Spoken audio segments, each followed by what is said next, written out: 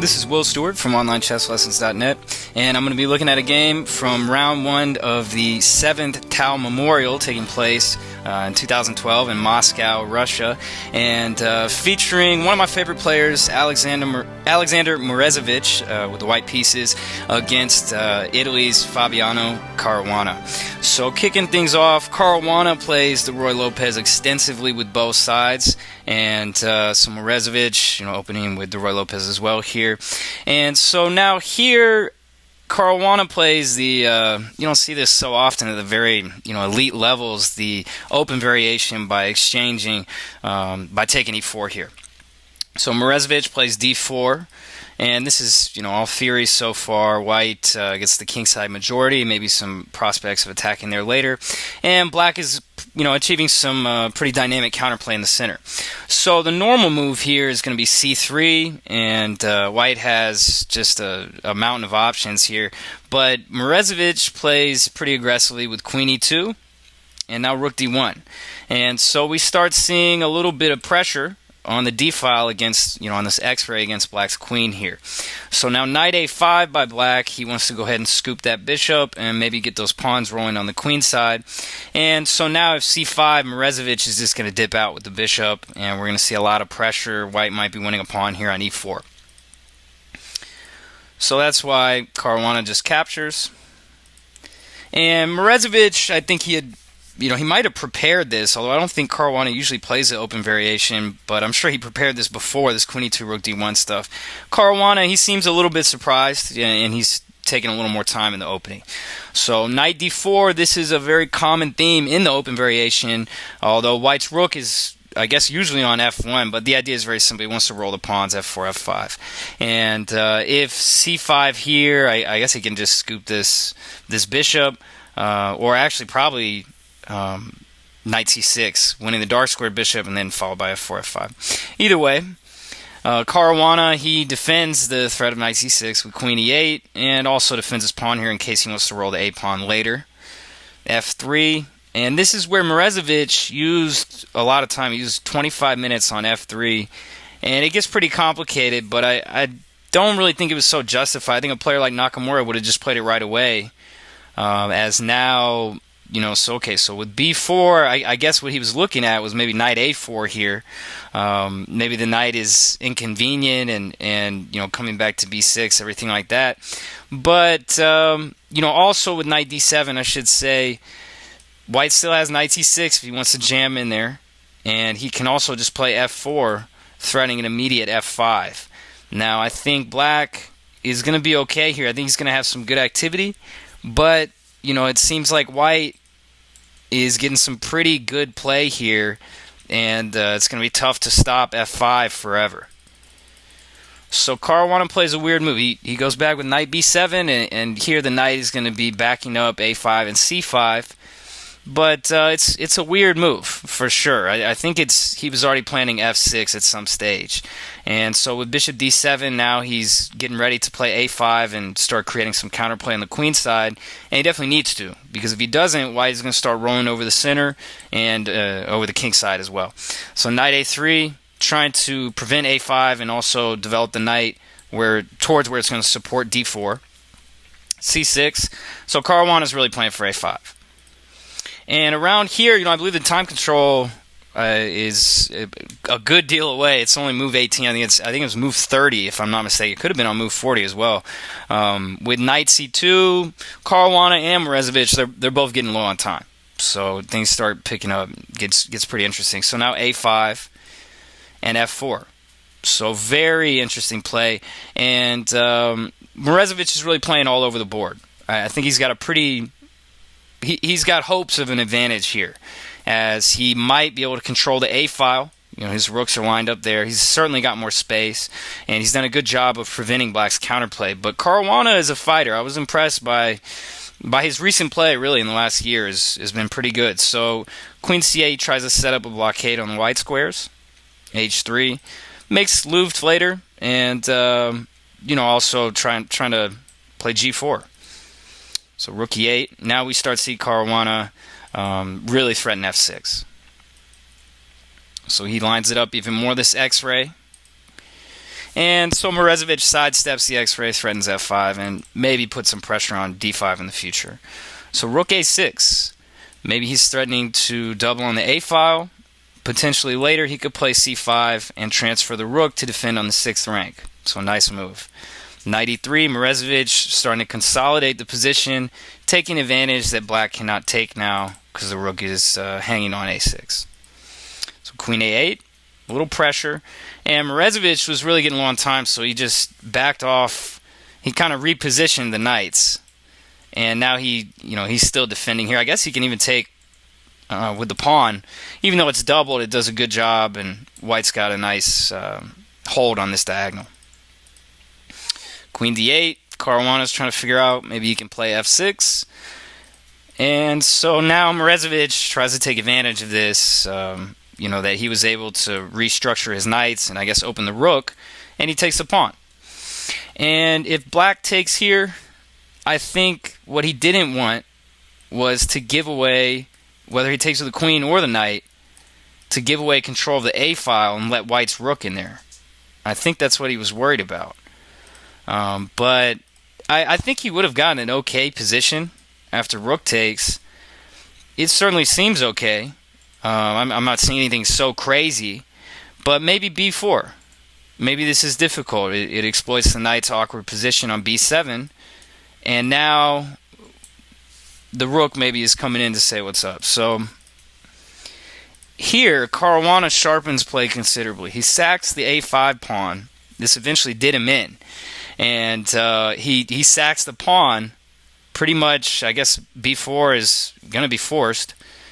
And now he just jams the knight into e4, where it's fairly untouchable for the moment.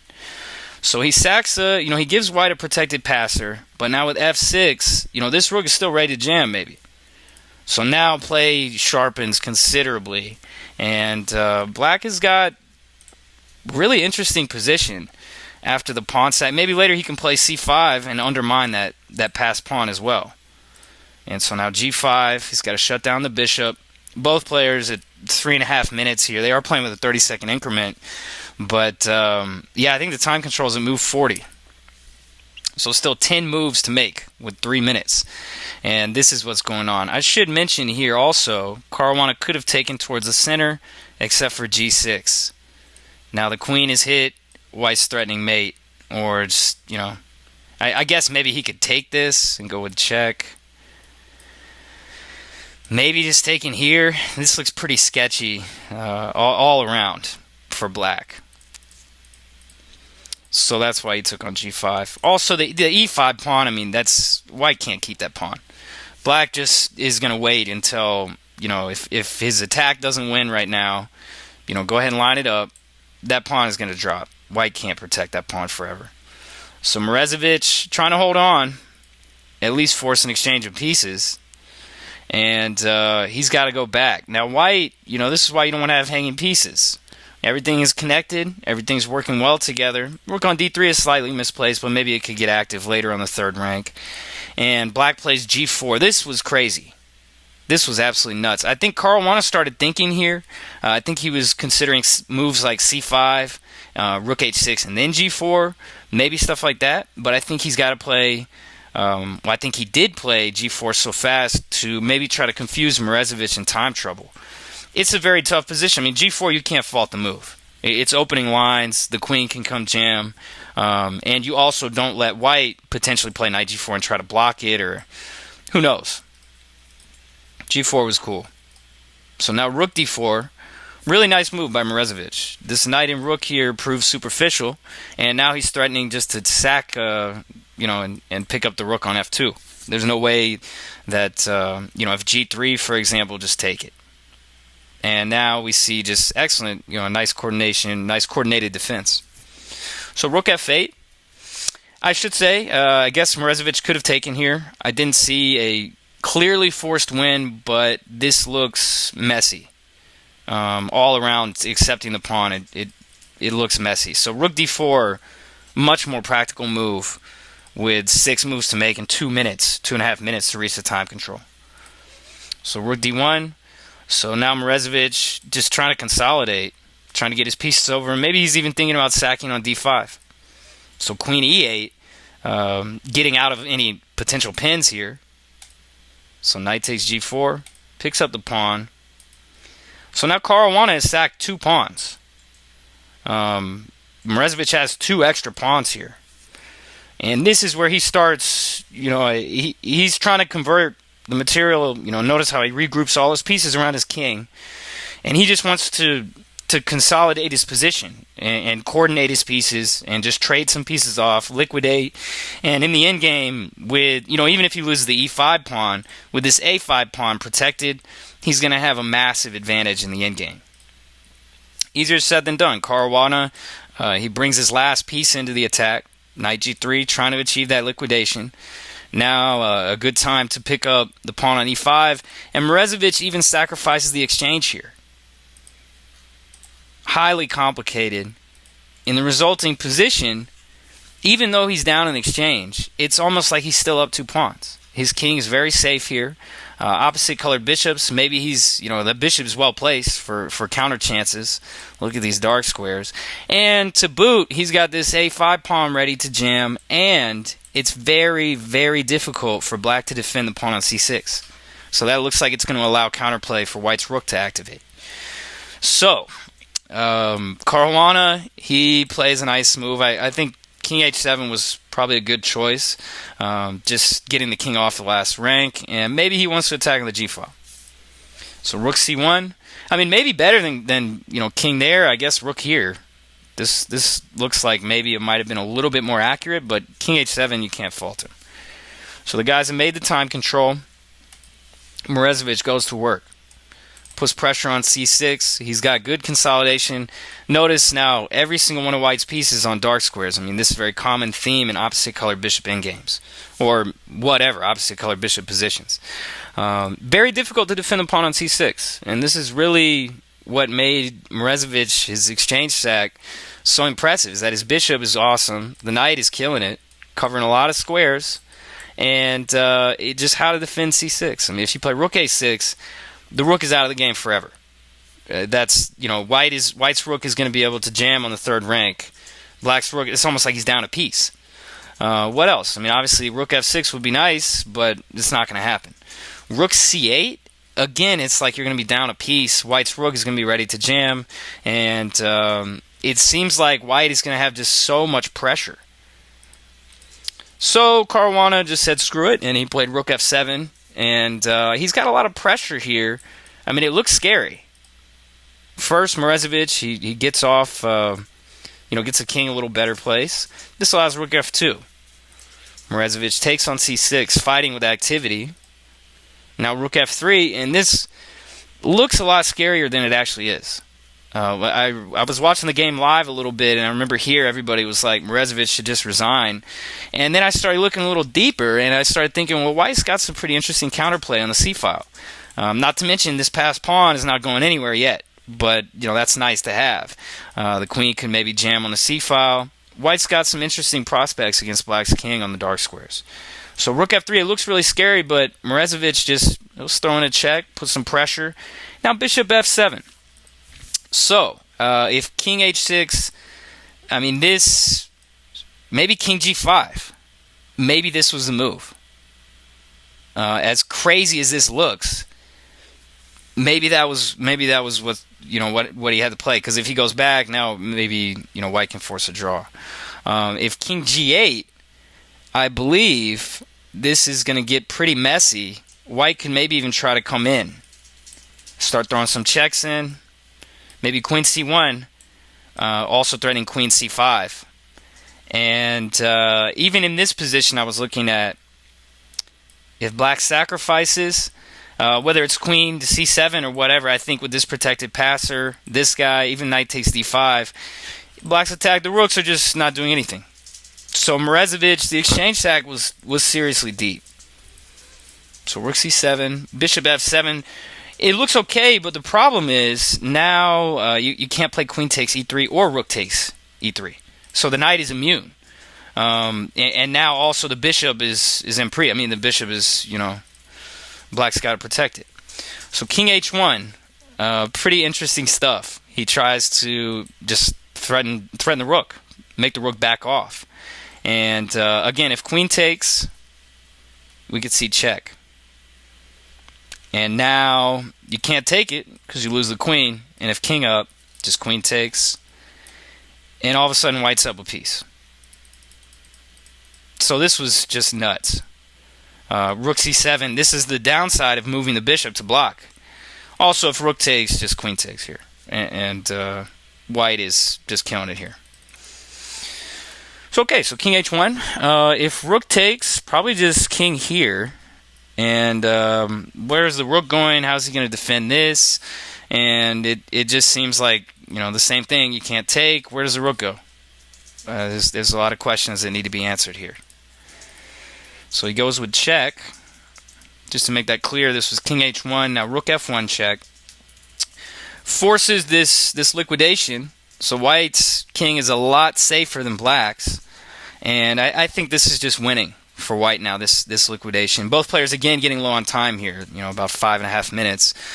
Caruana just couldn't find the winning shot. I don't think there was one, not that I saw.